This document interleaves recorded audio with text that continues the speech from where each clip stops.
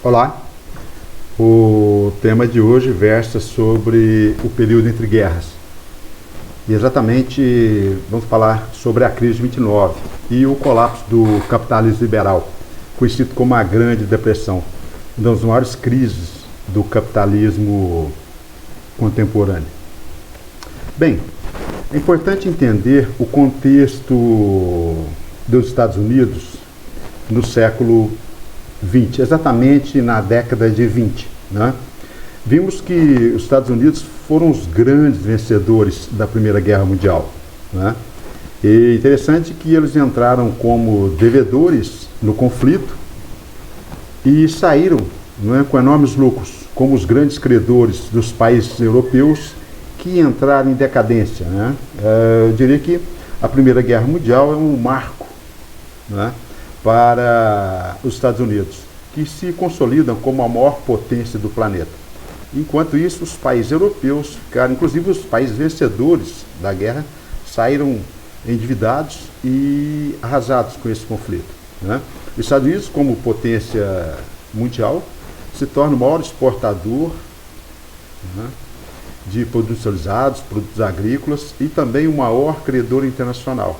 E é nesse sentido que os investimentos capitalizados, né, são aplicados na mecanização da indústria, né, com a modernização tecnológica. A própria agricultura vai passar também por uma grande modernização e assim, né, eles se tornam, né, a grande potência mundial. Nesse gráfico percebemos aí a produção em porcentagem em relação à economia mundial, né, na década de 20. Os Estados Unidos produziam 85% dos automóveis, 60% da produção de petróleo, 53% de carvão, ferro e aço, né, indústria siderúrgica com 40% e cobre e alumínio 60%. Então, né, é assim que eles se consolidam como a maior potência planetária.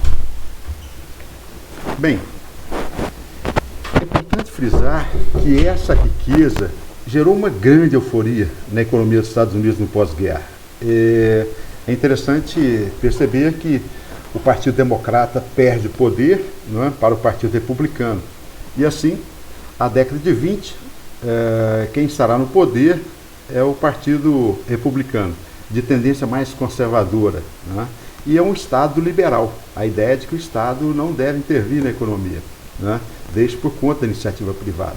Assim, né, desses índices, né, ele passou a produzir algo em torno de 50% da produção global, né, 40% da matéria-prima necessária para aquecer essa economia, ele importava, né, 40%. O nível de desemprego caiu a índice de 4%, né? Esse 4% para os economistas é chamado de pleno emprego, né? E se a população está empregada, ela vai ao mercado e aí aumenta sensivelmente o consumo, né? E lógico, né, o termômetro de toda essa economia, né, é canalizada na Bolsa de Valores, onde se compra e se vendem ações dessas empresas. E se não bastasse esse grande volume de negociações na Bolsa, é lógico, né, aí a Bolsa segue a lei da oferta e da procura. Né? Se a economia está em pleno emprego, né, se batendo todos os recordes de produção, tanto no comércio quanto na indústria, quanto na agricultura, é lógico que isso reflete numa Bolsa extremamente aquecida. Né? As ações, o preço das ações disparam, gerando muitos lucros, né? Inclusive muita especulação financeira. Bem, essa prosperidade dos Estados Unidos, essa grande riqueza, isso acaba gerando euforia, né, no país. Né?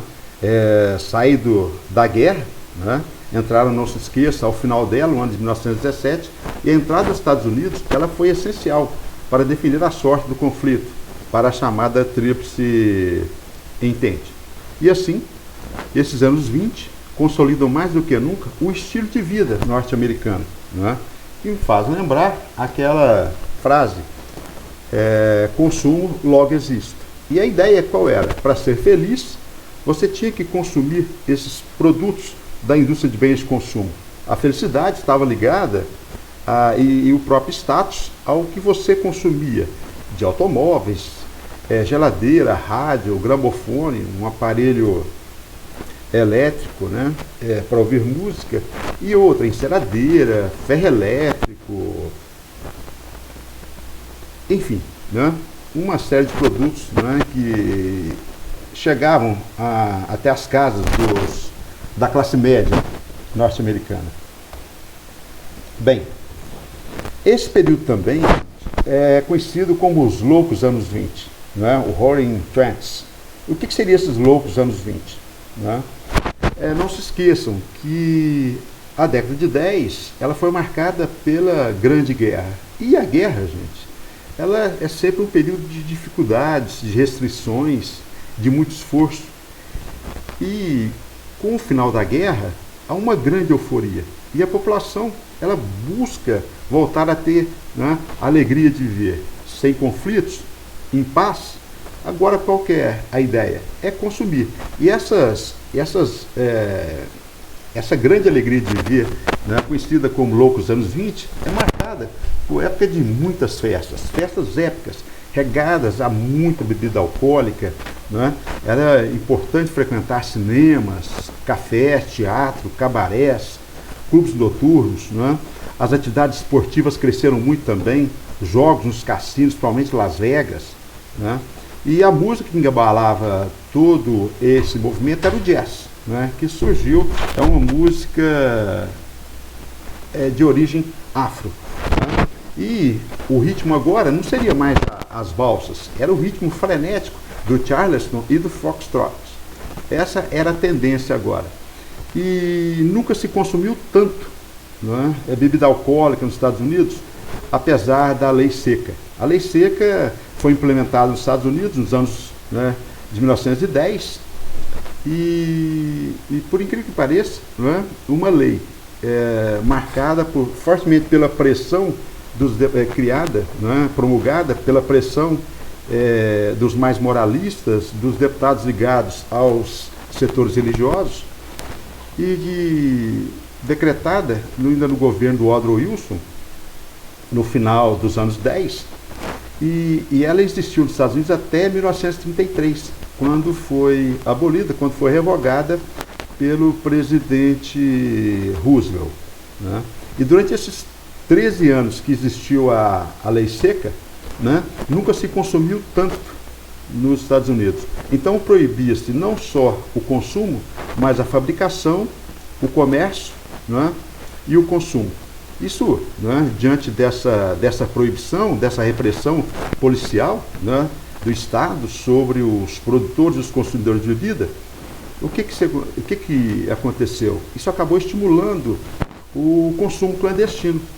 Os traficantes, os gangsters, né, os mafiosos passaram a ocupar esse espaço, né? E o mais famoso deles foi Al Capone, lá de Chicago, né, que conseguiu, através da corrupção, comprar juízes, comprar delegados, para que o seu comércio fosse extremamente lucrativo e ele não fosse incomodado pelos policiais.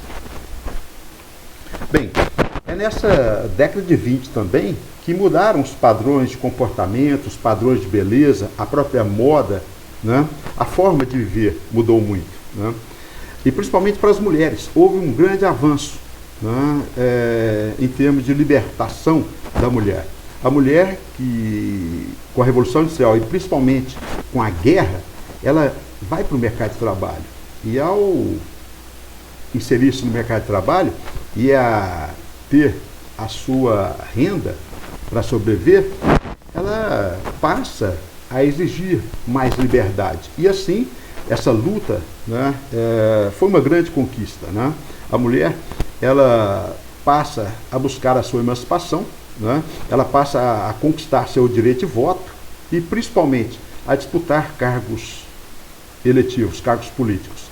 E assim, essa mudança comportamental também, né, muda, né, no estilo de viver. Ela passa a usar cabelos mais curtos, os vestidos mais decotados, até ousados, aqueles vestidos pesados, né, aqueles cabelos longos, né, o próprio uso do espartilho são substituídos agora por vestidos mais curtos até o joelho, né? E principalmente pela praticidade, os cabelos, né, vão ser cortados também de forma mais curta. E assim, a mulher passa a dirigir, a frequentar ambientes que antes eram vedados a ela passa a frequentar os clubes, as praias, com os maiôs, né? E isso, gente, para os mais conservadores, era um escândalo. Bem, e nessa década de 20, né, apesar dos loucos anos 20, o interessante é que quem estava no poder era um partido de tendência mais conservadora, de direita, que era o Partido Republicano. Os presidentes que governaram nessa década, o Harding, Coolidge e o Hoover. E, conforme eu já adiantei para vocês, a tendência agora era o liberalismo econômico. E o que seria isso? O Estado não intervir na economia, né? E como seria o papel do Estado, né, na economia? Conforme defendia Adam Smith, cabe apenas ao governo regulamentar e proteger o cidadão da segurança, educação e saúde. O resto é tudo iniciativa privada, né? É a chamada mão invisível do mercado, né? O que regulamenta a economia é a lei da oferta e da procura. Bem, e internamente, conforme eu disse, esse liberalismo econômico ditava as regras, né? E com essa euforia, com esse grande crescimento econômico, né, como nunca na história dos Estados Unidos, né, houve a expansão dos financiamentos a juros baixíssimos, né, o crédito bancário, para impulsionar a economia, e isso tem um reflexo, né? Há um grande crescimento econômico, né? Há pleno emprego, apenas 4% dos empregados. E o reflexo disso, conforme já adiantei anteriormente, é os investimentos na Bolsa de Valores, né?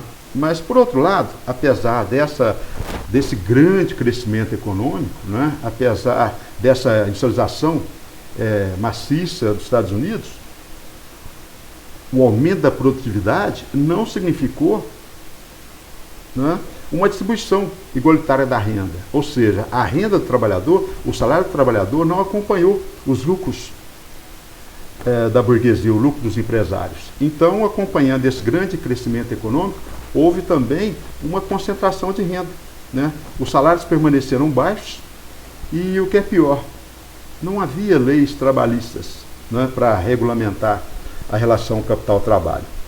E, externamente, a política dos Estados Unidos, no pós-guerra, era de se isolar dos problemas do mundo, é de não intervir nos assuntos, principalmente no cenário europeu, né? E assim, os Estados Unidos, nesses anos 20, vão crescer muito economicamente, se consolidar como maior potência planetária, mas, por outro lado, né, a renda ela continua concentrada nas mãos dessa classe empresarial. E isso vai ser um dos grandes problemas lá na frente que vão explicar a crise 29. Bem, chegamos no ponto. Se a maior potência do planeta, né, a maior potência industrial, a maior potência agrícola, o que aconteceu? Né? Por que os Estados Unidos, a partir de 1929, né, outubro de 1929, a economia já não crescia tanto? Bem, um dos fatores é que a partir de 1925, os países europeus começaram a se recuperar do chamado pós-guerra, né? E aí há uma queda das exportações, né, diante dessa recuperação da economia europeia, né? Outro grande problema, e aí é interno, né, a bolha que se gerou com essa especulação, né, financeira na Bolsa de Valores. O que aconteceu? Com a falta de fiscalização, com a falta de regulamentação desse Estado liberal, não havia fiscalização sobre as empresas. Na ânsia de aumentar, né, a venda das ações, né, muitos balancetes, né, das empresas eram fraudulentos, né? E o que aconteceu? O preço das ações não refletia realmente o lucro das empresas, né?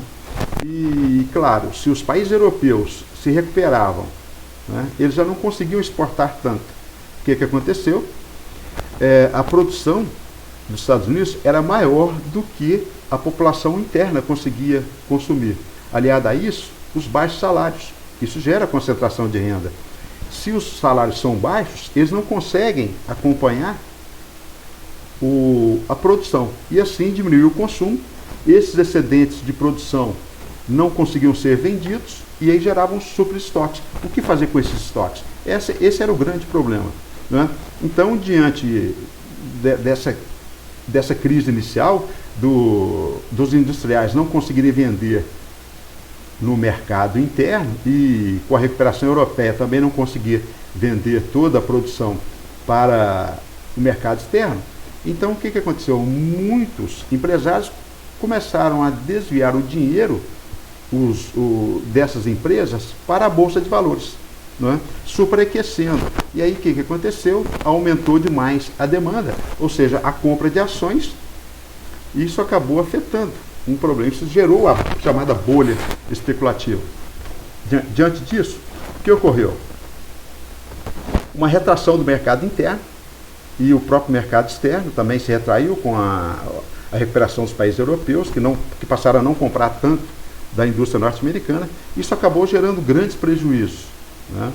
E se o empresário não consegue escoar sua produção, não consegue vender sua produção, ele então vai fazer o quê? Ele passa a demitir os trabalhadores para conter as despesas. E o que acontece? E começa então agora um ciclo terrível, nefasto, né, para a economia capitalista. E assim eu diria que o capitalismo ele traz em seu cerne o vírus da sua destruição, né? Em que sentido? Né? Para não ter grandes prejuízos, ele passa, para conter as despesas, ele passa a demitir. Se ele começa a demitir, quem é que vai consumir os produtos? Se o trabalhador não recebe o salário, porque ele está desempregado, quem é que vai consumir os produtos? E o que é pior, esse ciclo começava a se repetir anualmente. E outra, isso acaba afetando o lucro dos empresários e isso reflete também, não é? Se as empresas não dão tanto lucro, isso reflete também na Bolsa de Valores. E o que é pior, o governo liberal, na época quem governava em 1929 nos Estados Unidos, Herbert Hoover, ele dizia o seguinte: não é necessário intervir na economia. Liberal como era, ele pensava, o próprio mercado é capaz de se autorregulamentar. O mercado, ele não precisa de intervenção estatal. É a chamada mão invisível do mercado. O mercado vai se autorregulamentar. Os anos se passaram e a crise não solucionava. E o pior de tudo, né? Sem essa intervenção estatal, sem a regulamentação da economia, a economia dos Estados Unidos foi decaindo. E não se esqueçam que o pior ano nem foi em 1929.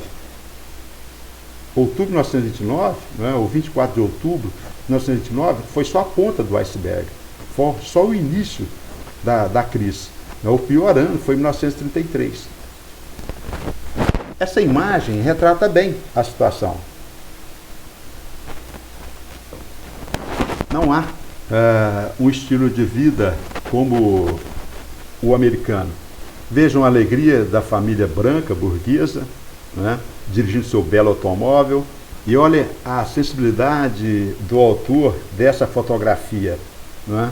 A população pobre, maioria negra, na fila da sopa, desempregada, não conseguia mais sobreviver, né? E vivia de doações. A triste ironia do capitalismo norte-americano, a potência mais rica do planeta, não conseguia gerar emprego para a sua população mais pobre, né?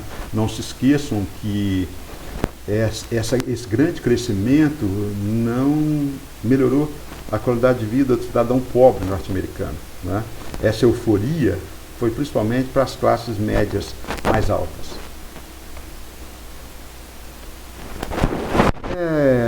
O capitalismo, o Chico de Kondratiev, um economista russo, ele fala exatamente dessa crise.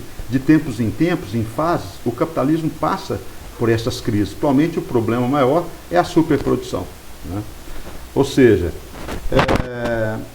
se há uma queda na renda, no poder de compra do trabalhador, né, e da população em geral, há uma queda no consumo. Se há queda no consumo, Isso reflete onde? Na queda da produção. O empresário diminui a produção porque ele sabe que o mercado não está aquecido. E se ele diminuir a produção, o que ele vai fazer? Ele não vai precisar de tanto trabalhador. Aí ele vai demitir. Se demite o trabalhador desempregado, ele cai a sua renda. Se cai a sua renda, ele não consegue consumir. E esse ciclo, né, o capitalismo liberal não vai conseguir resolver. Né? Os governos liberais, os governos representados aí pelo Partido Republicano dos Estados Unidos, não vão dar conta de resolver. E essa crise, né, o pior momento dela nem foi em 29, foi em 1933, conforme já disse. Né? Aí outra arte explica muito bem essa questão. Né? Os salários baixos, né, para aumentar o lucro dos empresários, né, aí afeta o quê? A produção, ela continua, porque a produtividade aumentou muito nos anos 20, a mecanização, tanto na agricultura quanto na indústria. E se aumenta a produção, né, a produção se torna maior que o consumo, porque os salários eram baixos. Né, na ânsia de aumentar os seus lucros, os salários, né, eram baixos. E se o salário é baixo, o trabalhador não tem poder de compra. E aí gera aquele terrível ciclo, né, da crise capitalista. Né, queda no consumo, tem superprodução e desemprego. E onde isso se reflete? Na Bolsa de Valores de Nova York, a maior bolsa de ações, né, do mercado do mundo. Bem, aqui nessa arte vamos explicar sobre os problemas da economia norte-americana. Vejamos então, né, baixos salários, a renda muito concentrada nas mãos de poucos. Em 1929, 1% apenas da população norte-americana, ela possuía 45% do PIB dos Estados Unidos. Olha que absurdo. 1% da população, né, detinha 45% do PIB. Né? Isso significa o quê? Que a renda não era distribuída, havia uma concentração de renda brutal. Né? E assim, essa é a questão interna. A outra questão externa é porque a partir de 1925, né, depois já de 7 anos de pós-guerra, né, pós-Primeira Guerra, os países europeus começam a se reconstruir. Né? E se eles começam a se reconstruir, os países europeus passam a produzir e outra, o que é pior, eles passam a não comprar tanto os Estados Unidos e passam a concorrer, né, com a economia norte-americana nesse mercado internacional. E essa crise de superprodução e o subconsumo, devido à concentração de renda, o que vai acontecer? Os agricultores que tinham empréstimos nos bancos, né, com as chamadas hipotecas, eles não vão dar conta, porque eles não conseguem vender tanto. Né? E aí o que é pior, muitos que não conseguem pagar suas dívidas, endividados com os bancos, eles vão perder suas terras. Né? Aliado ao desemprego e a Bolsa de Valores muito aquecida. Lembra? A Bolsa de Valores, ela reflete a economia. Né? Se a economia vai bem, a Bolsa de Valores vai bem. E havia uma bolha especulativa das ações dessas empresas. Bem, em setembro de 1929, né, um mês antes da Quinta-feira Negra, né, que foi 24 até 29 de outubro, aí, o que aconteceu? 40% das ações eram tudo ligada a quê? À especulação lá no mercado financeiro, ou seja, o boom, ou seja, o apogeu da Bolsa foi em setembro de 1929, né? Quando o valor das ações estava mais alto. Mas não se esqueça, isso aí era uma riqueza aparente, porque o setor produtivo já começava a mostrar os seus primeiros sinais de crise, exatamente porque superprodução, subconsumo, o mercado entrava em colapso. E em outubro de 1929, 13 milhões de ações não foram comercializadas. Isso representa o quê? O colapso da economia norte-americana. E assim, o efeito disso, demissões em massa, queda nas vendas, as empresas que não conseguem vender param a sua produção, demitem os trabalhadores, e com a demissão dos trabalhadores em massa, cai o consumo. E aí, queda nas vendas. Isso reflete onde? Na Bolsa de Valores. Quando os acionistas, né? Aqueles que venderam até empresas, venderam casas, alguns pegaram até financiamentos em bancos para comprar ações. O que aconteceu? Né? Quando perceberam que a economia já não crescia tanto, que as ações já não vendiam tanto, o que aconteceu?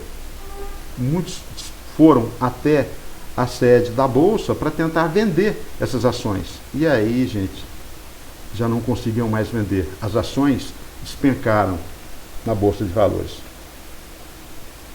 Conforme eu disse, o 24 de outubro, a chamada Quinta-feira Negra. Isso gerou um pânico. Olha a Wall Street, a rua da Bolsa de Valores, lá em Nova York, mais de 10 mil pessoas em pânico foram para frente tentando vender as ações. E aí a Bolsa quebrou. Né? Importante dizer, gente, que não foram os Estados Unidos que quebraram, não foi o governo norte-americano, foram os empresários que quebraram. Tá? E assim, o pânico tomou conta do país. Né? Milhares de ações foram disponibilizadas para venda, só que não conseguia compradores. É a lei da oferta e da procura. Se tem mais gente vendendo essas ações, né, e tem pouca procura, o preço dessas ações vão desvalorizar drasticamente. Queda de 50% do PIB, ou seja, toda a riqueza do país, né, caiu 50% rapidamente. As importações caíram 70%. Isso vai afetar, inclusive, o Brasil. Já nesse momento, os Estados Unidos é um dos maiores compradores do café brasileiro. Isso vai afetar muito a economia brasileira. E as exportações também caíram 50%. Né? E o que é pior, os Estados Unidos, que eram os grandes credores internacionais, eles diminuíram por causa da crise, eles deixaram de emprestar também para os países endividados. Né? E assim, há uma queda na produção industrial, há uma queda também na produção agrícola, os salários são rebaixados, a falência generalizada tanto de empresas quanto de bancos.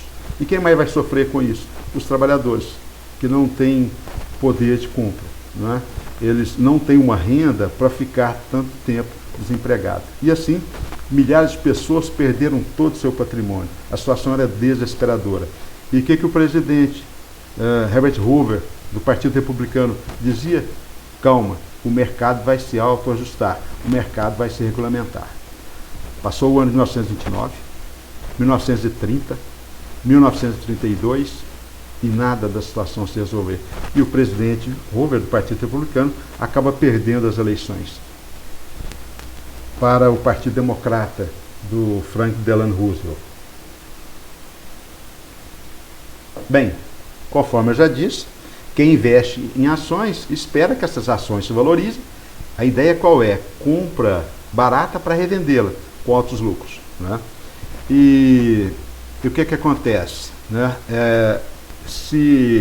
O preço dessas ações, antes da Quinta-feira Negra, antes do 24 de outubro, né? Se o preço dessas ações aumentam, né? Isso acaba superaquecendo, criando aquela bolha falsa, né? Da realidade. E aí cria-se aquela sensação, né, de que muitos até vendiam empresas, vendiam casas, pegavam dinheiro emprestado no banco para comprar ações. E aí todos pensavam, olha, vou ficar rico da noite para o dia. Cria-se aquela falsa sensação de que a prosperidade, né, não tinha limites. Né? Ficar rico. E aí, gente, a crise de 29, a Grande Depressão, né, de 1929 até 1933, né, nesses 4 anos demonstravam que o sonho americano, né, o American Way of Life, se transformou-se num pesadelo. Né? E o que é pior, essa riqueza aparente era apenas o quê? Uma especulação financeira. O grande problema dos Estados Unidos foi a superprodução. E se você produz muito e não consegue vender essa produção, né, a economia do maior país do planeta entrava em colapso. Bem, aqui outra foto da situação em Wall Street, né, a Rua da Bolsa. Olha o tanto de gente, mais de 10 mil pessoas desesperadas tentando vender as suas ações. Só que muitas empresas quebradas, né, muitas empresas falidas. O que valia o preço? O que valia essas ações de uma empresa falida? Nada, a não ser as dívidas. muitos quebraram. E essa arte aqui, não é essa charge, a promessa do iluminismo de liberdade, igualdade, fraternidade, tão cara aos burgueses, não se refletiu, enquanto a burguesia, né, consumia as maravilhas dos bens de consumo, né, que o capitalismo liberal produzia. Olha a realidade dos trabalhadores norte-americanos, né, a pobreza, a desigualdade social. Esse é o outro grande problema que gerou a crise de 29. Outros quadros aqui também que refletem essa situação, né? Olha a realidade, né? Você não pode dar um trabalho para o meu pai, né? O segundo cartaz aí, né? Oferecendo o carro por apenas $100, porque ele explicando que havia perdido todo o dinheiro, né, com as ações no mercado. E essa outra imagem aqui, né, a tristeza da mãe porque não conseguia alimentar os seus filhos. E aqui, gente, a curva de desemprego, esse gráfico, ele é bastante ilustrativo. Aqui no gráfico vertical, milhões de pessoas, né, e o gráfico na horizontal, os anos se passando. Olha como, em 1929, quanto era o desemprego, a taxa de desemprego nos Estados Unidos. Em 1929, era menos de 2 milhões de trabalhadores que estavam desempregados. Olha como a situação, o desemprego cresce, né? Nos anos 30, o ano de 1931, olha 1932 para 33. O desemprego, que era de menos de 2 milhões, chega aí ao teto de 12 milhões de desempregados, né? E o que aconteceu a partir de 1933? Por que a economia dos Estados Unidos recuperou-se? E aí, se a economia recupera, o emprego volta a crescer. Olha como o desemprego reduz. Até 37 tem um solavanco, né, de uma recessão que volta a crescer no ano de 38. E aí, no ano de 39, o que acontece? Né? Início da Segunda Guerra Mundial. E o que vai salvar a economia dos Estados Unidos? O New Deal, o novo acordo, né? A intervenção do Estado na economia com o presidente Roosevelt, do Partido Democrata. O Estado volta a regulamentar a economia. E a Segunda Guerra Mundial, quando os Estados Unidos voltam a participar do conflito, né? E principalmente, né, os Estados Unidos voltam a abastecer os países envolvidos na guerra.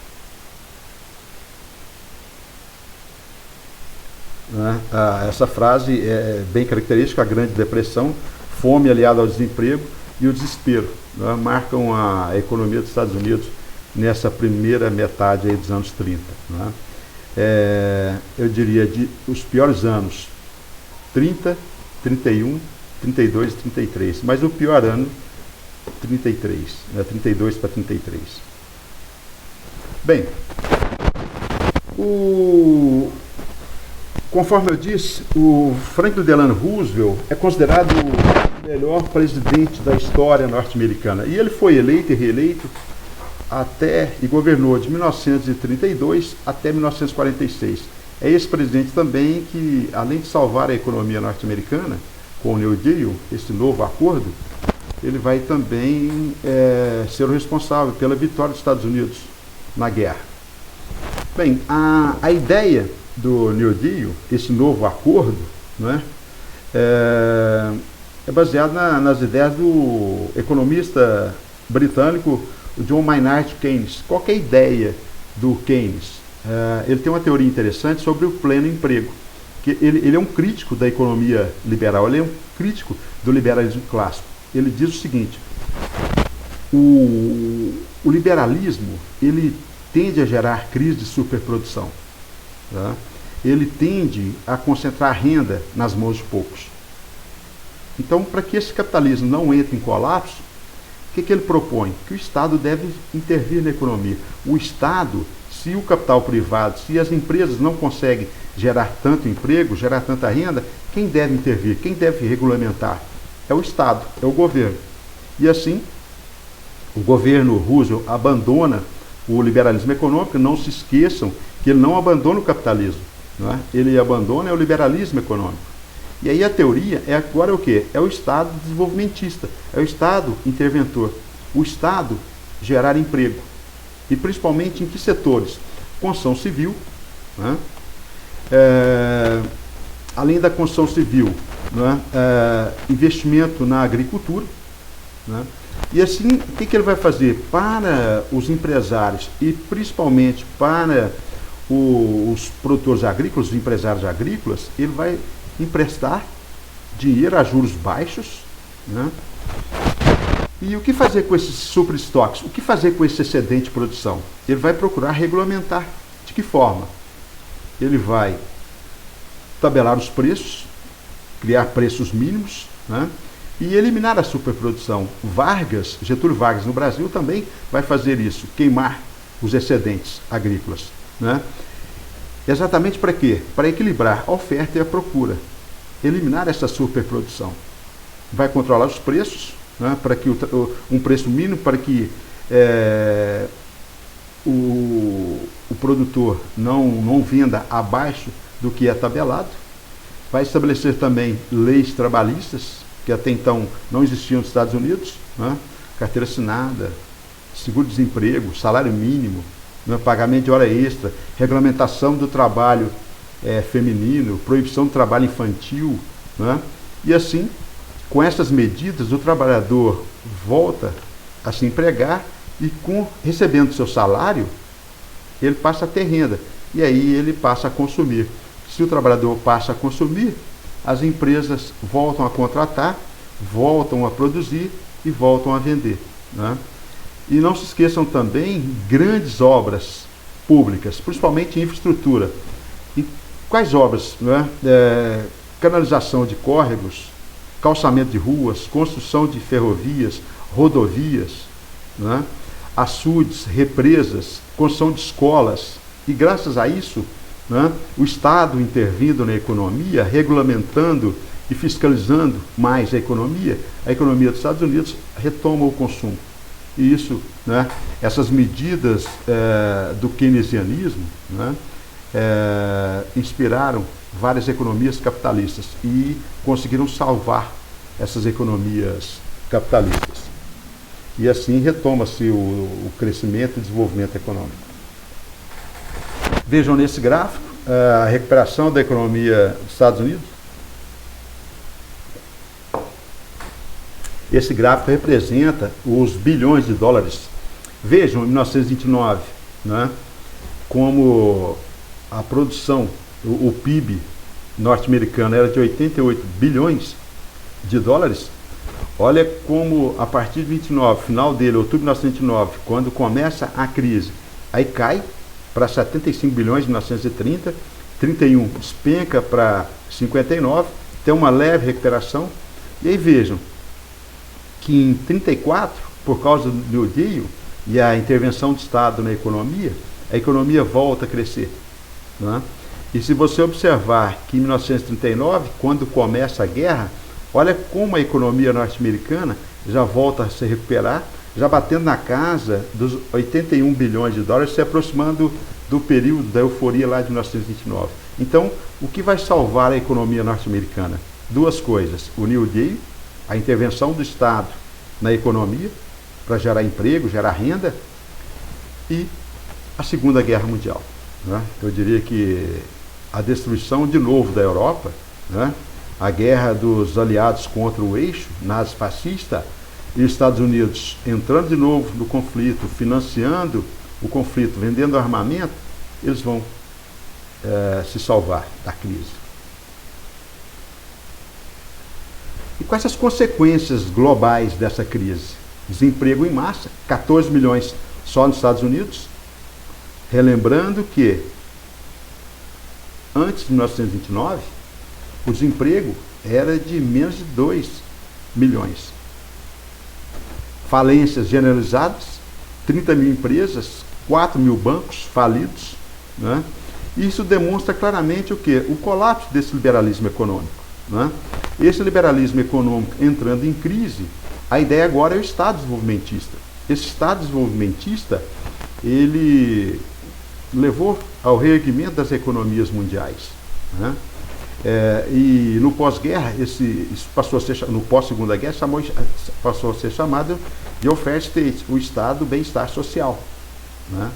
E esse estado liberal, ele, no caso, ele entra em decadência e com o fim da Guerra Fria, no final dos anos 80, na segunda metade dos anos 80, ele volta a desenvolver. E hoje vivemos novamente esse estado liberal. Ou seja, o liberalismo clássico volta em voga, somente com o fim da Guerra Fria, não é? E assim, no final dos anos 80, anos 90, 2000, amplia-se a globalização, o chamado liberalismo econômico volta a ditar as regras e mais. Esse liberalismo econômico foi responsável pela crise imobiliária de 2008, começou nos Estados Unidos e arrastou a economia mundial. E hoje vivemos novamente uma recessão econômica, né? E assim, voltando lá à crise de 29, a Grande Depressão Mundial, a inflação e desemprego em massa, falência de empresas, crise econômica e recessão mundial. E o reflexo disso, onde era? No mercado, na Bolsa de Valores. Queda de 85% no valor das ações. De 29 a 32. Por que em 33 volta a se recuperar? Graças ao New Deal, a intervenção do Estado na economia. O Estado gerador de emprego, gerador de renda, distribuidor de renda. E assim, os salários diante da crise, né, ele cai drasticamente. Se o salário cai, se o desemprego aumenta, cai o consumo. Isso reflete onde? Na economia norte-americana e com efeito em cascata. Um efeito dominó, um efeito global.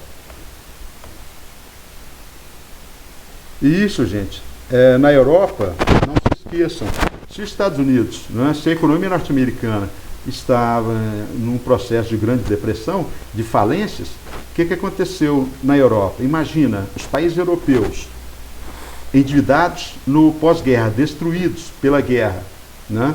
Se até os países que venceram a guerra, como Estados Unidos, né, estavam em crise, imagina para os países europeus, né, que foram derrotados. Imagina a situação da Alemanha, a situação da Áustria, a situação da própria Itália. Imagina como estava. Completamente crise. E essa crise do capitalismo liberal, isso acaba fragilizando também as democracias parlamentaristas, né? E assim, na Europa, vai começar a surgir, até para tentar superar essa crise, os chamados regimes totalitários, o nazifascismo, né? É assim que, nos anos 20, ascende ao poder o Mussolini na Itália, nos anos 30, Hitler na Alemanha, né? O próprio Francisco Franco na Espanha, o Salazar em Portugal, né? E cresce, né, essa sombra totalitária, ditatorial na Europa. O grande fator gerador desses regimes totalitários, ultra-ditatoriais, de extrema-direita, a crise do capitalismo liberal. Bem, o único país que conseguiu superar, ou seja, que não passou por essa crise, a única exceção foram a Rússia, né? Foi a Rússia, mais conhecida também agora como União Soviética, a partir de 1924. Exatamente por que a União Soviética conseguiu superar essa crise? É porque ela se isolou. O único país socialista até então, e principalmente por causa daquele cordão sanitário de isolamento dos países capitalistas, a própria ascensão do Joseph Stalin, ele passou a lançar os planos quinquenais. Lembra do que seriam esses planos quinquenais? A cada 5 anos, um investimento pesado num setor da economia, principalmente a indústria de base, a indústria siderúrgica, a indústria do petróleo, a indústria energética. E assim, enquanto o mundo capitalista passava por crise, a União Soviética batia todos os recordes de produção e se tornou uma potência industrial, capaz, já na Segunda Guerra Mundial, de barrar o avanço nazista alemão. E qual que seria a solução para a crise? Já comentamos, o keynesianismo. o Estado interventor, o Estado desenvolvimentista. Para quê? Para regular a economia, porque o mercado sozinho não é capaz de autorregulamentar, gerar empregos, distribuir a renda e retomar o crescimento econômico. E a Segunda Guerra Mundial, conforme eu disse, né, a partir lá de 39, quando começa a guerra, os Estados Unidos voltam a crescer, exportando, financiando o conflito. Bem, e a situação do Brasil? Né? A situação do Brasil era caótica. Né? Em 1929, ficava muito claro que a crise norte-americana ela abalou a política do café com leite.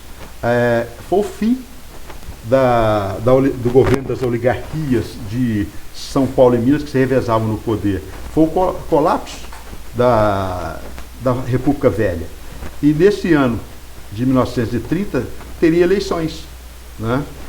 Há um racha nessa economia, nessa política. Não é? O Vargas chegou ao poder através de um golpe de Estado, a Revolução de 30. E aí Vargas chegando ao poder, o que ele passa a fazer? Ele passa a intervir na economia, a criar leis trabalhistas, queimar os excedentes de café, exatamente com o objetivo de quê? De reequilibrar as finanças brasileiras. E principalmente ele vai diversificar a economia, em vez de ficar apoiando só o café, ele passa a apoiar a indústria, o comércio e a diversificar a agricultura brasileira. E por que ele é tão lembrado como o pai dos pobres? Porque ele criou as leis trabalhistas. E Vargas, né, é por isso que ele é considerado por muitos como o melhor governante do país, porque ele soube tirar o Brasil da crise, apesar de sua vertente ditatorial. Bem, é isso. Um abraço.